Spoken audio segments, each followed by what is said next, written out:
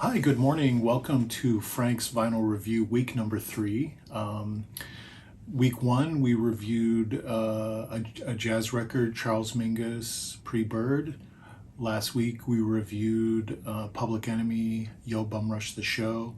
And so for week number 3, we are actually going to review a rock record. And this week, I've decided to review Porno For Pyros, their self-titled debut that was released back in April of 1993. So this record is celebrating its 30th anniversary this year. So very excited to have it. And this pressing is the Record Store Day 2013 pressing. This was released back in 2013. And at that time, it was the 20th anniversary. So now we are plus 10, 30th anniversary of this great record. Just want to talk a little bit about the genesis of this group and record. Most of my listeners out there know a little bit about this already. Perry Farrell, the vocalist, came from Jane's Addiction, along with drummer Stephen Perkins. And some members of Jane's Addiction developed substance abuse problems.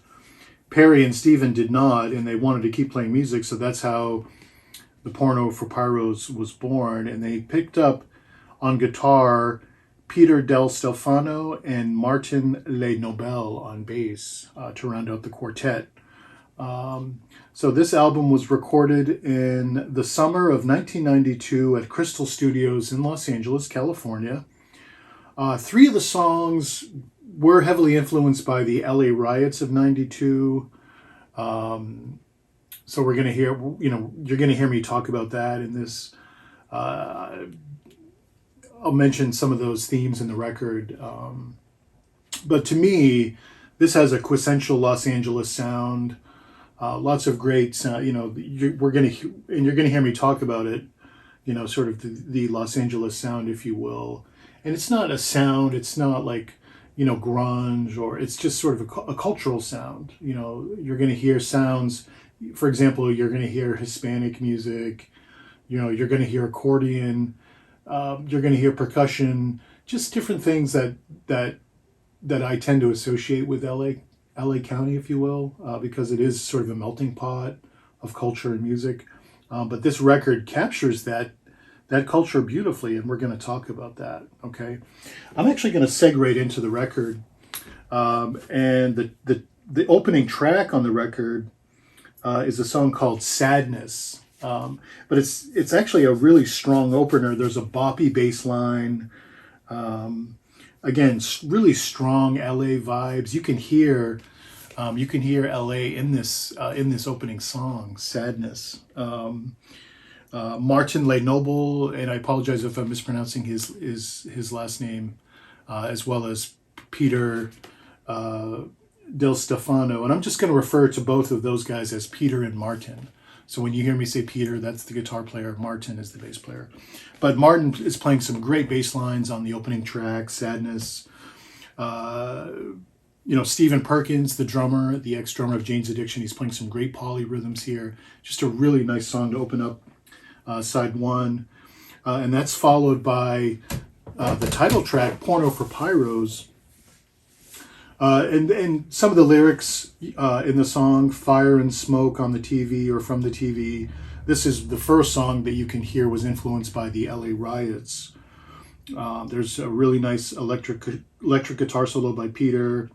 Again, another second strong track on the album at number 2. And then we go into a really nice suite of songs to round out the rest of side 1. Meija, the third song, has some really low-key drums, nice synopication with the bass, and there's some pretty cool guitar on here. There's some kind of playful trumpet, and that may have been mixed in, but Peter plays some really nice arpeggios into a really great guitar solo. And it's just a great song. So I took a few years in Spanish in high school, and I wanted to know what Meija means in Spanish. I know it's a Spanish word, but looking on Google, the translation that I found was Messiah. So Where You Going, Messiah? Anyway, it's just a really cool song. The next song, track number 4, is called Curse Female. And this one has heavy bass and drums to open, chant-like vocals by Perry, really nice guitar accompaniment by Peter underneath, and some nice wah-wah guitar. Just a really sick track, really awesome production. Really enjoyed this one. And this one goes into the next. So that was Cursed Female, track 4. Cursed Male is track 5. This one had, again, a sort of a laid-back opening. And again, I'm hearing like sounds of Venice, California, which is where Perry's from.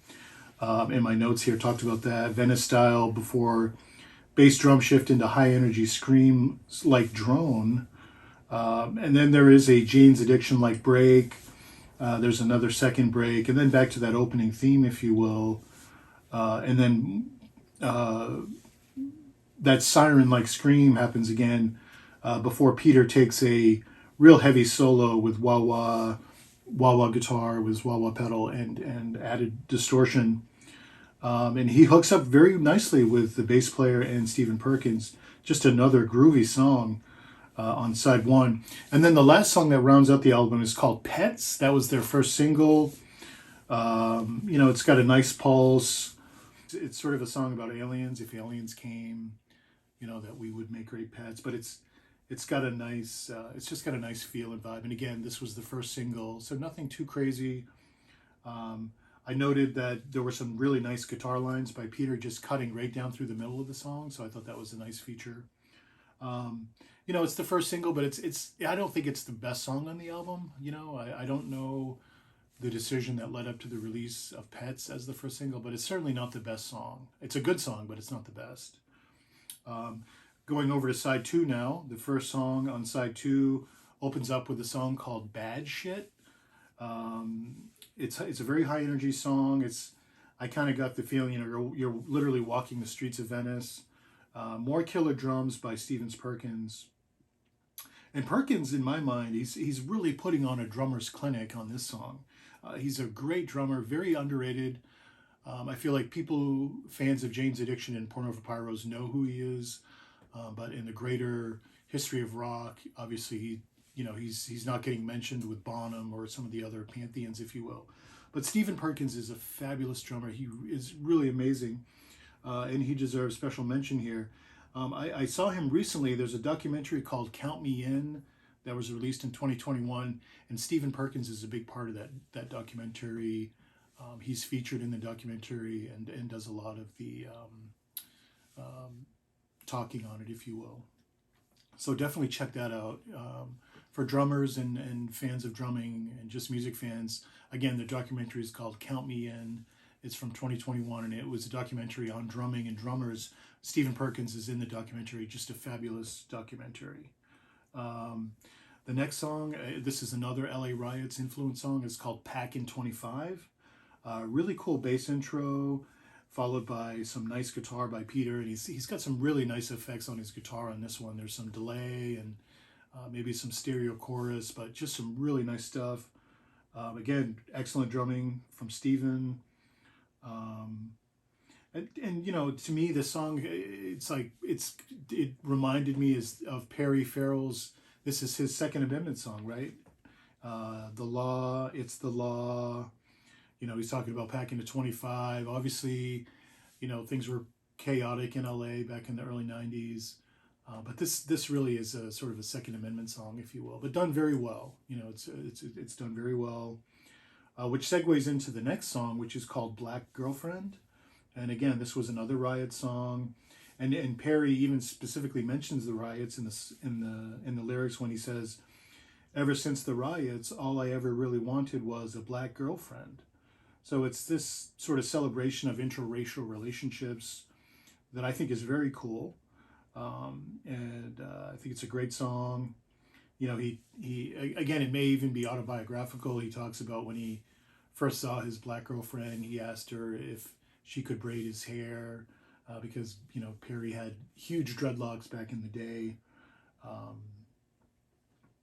And then the song sort of transitions up into an up-tempo, sort of an up-tempo thing. And, Perry talks about driving through his girlfriend's neighborhood, and it gets kind of fast and a little aggressive, almost in sync with the line when he's talking about he's driving in his convertible. But then the lyrics switch to when he's meeting her family or she's meeting his family, and then the music kind of goes back into the mellow opening, if you will. So I like the contrast when Perry's talking about they might have hit a rough spot in her neighborhood, and the music kind of reflects that, the sort of trouble, if you will. But then it instantly slides back into groove mode when he meets her family and vice versa. So kind of an interesting composition there. The next song is called Blood Rag.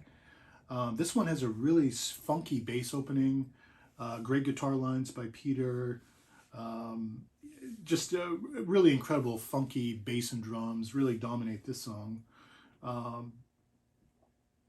That really is sort of, and then Peter plays some really interesting guitar underneath, and his guitar work on this song in particular reminded me of Steve Stevens, Billy Idol's great guitar player, who was just incredible at creating otherworldly sounds underneath, sort of in accompaniment, and that's what Peter does, not only on this song but on the whole record. I feel like Peter DeStefano is literally probably one of the MVPs. I mean, I think everyone on the record, all the band members are the MVPs, but Peter just plays some incredible stuff, and I feel like, again, he's sort of underrated in this record from 1993.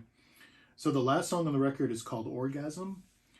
You'd almost expect that from Perry Farrell, right? But it's actually a really cool song. One of my favorite songs on the album. I love this song. Whenever I would make a mix for a friend or a girlfriend, especially in college, I would always include Orgasm as essentially to close out the mix, because it's just sort of a nice song. It ends the record, but it's a nice song to end, your favorite mix, for example. Really good stuff there. It's, really cool bass line opens it. It's got some pretty mellow percussion by Steven.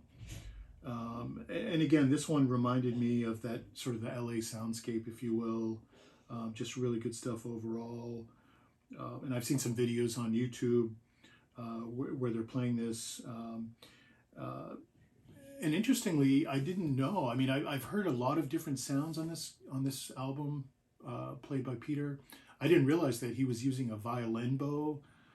He uses a violin bow on Orgasm. And he probably uses it on one of the other songs on side one, Cursed Female or Cursed Male, because it's a very similar effect. So, obviously he's not using it in the Jimmy Page Dazed and Confused style where he's soloing manically for 10 or 15 minutes, but he's using it really for color.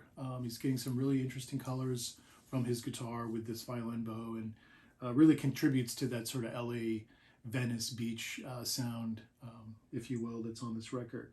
So again, I want to recap that this is a really fine record from 1993.